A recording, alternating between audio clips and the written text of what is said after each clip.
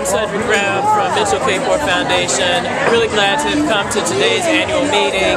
Catherine Fulton gave us a wonderful framework about acting bigger, adapting better for the work that we all are doing in order to apply this model to the kinds of practices that we have as folks who are in philanthropy. So I really enjoyed it, and of course I always love the networking and being able to see people in the field whom I consider colleagues. Great. Bob Uwecki from the YNH Soda Foundation. For me, a couple of things that stood out about what Catherine Fulton talked about. The first one was really what she called this change in human systems and how we've really moved to from an emphasis on institutions to really decentralized decision-making and individuals having a great deal more power in this society. And the implications of that for philanthropy are huge. I think as an industry or a sector, we're very much organization-centric, that we really have typically tended to move our resources and investments through nonprofit organizations.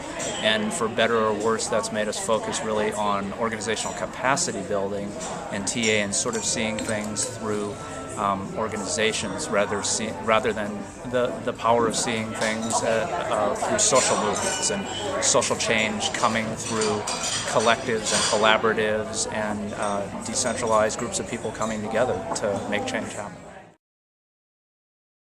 I'm John Esterly. I work at the Whitman Institute, and I found the program today very thought-provoking. Left me with a lot to mull over.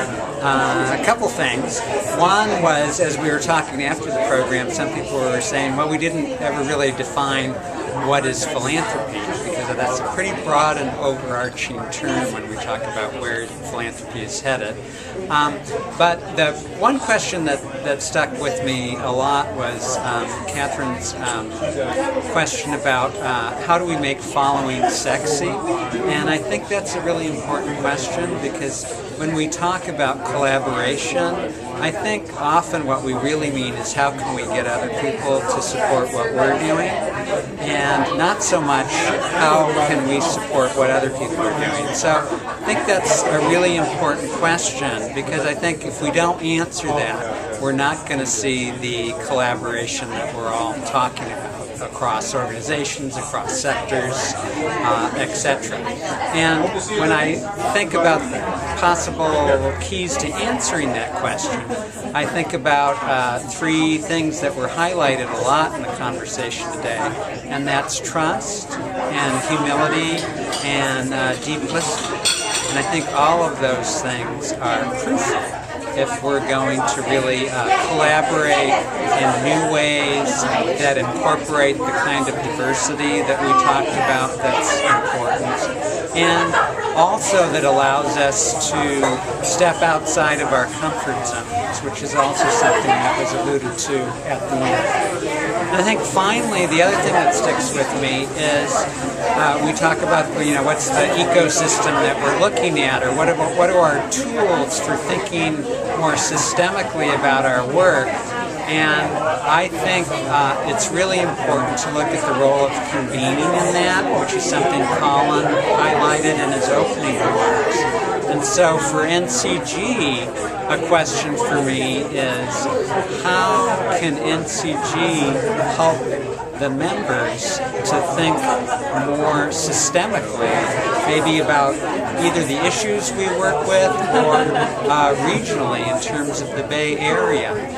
What can both NCG do as a convener of its members, and then also individually, what can we do as conveners, both with other funders and convening the people we support, or convening around the issues that are important to us, and that bring a diversity viewpoints into the room, so that we really truly have the whole system in the room when we're thinking about new approaches to problem solving and decision making.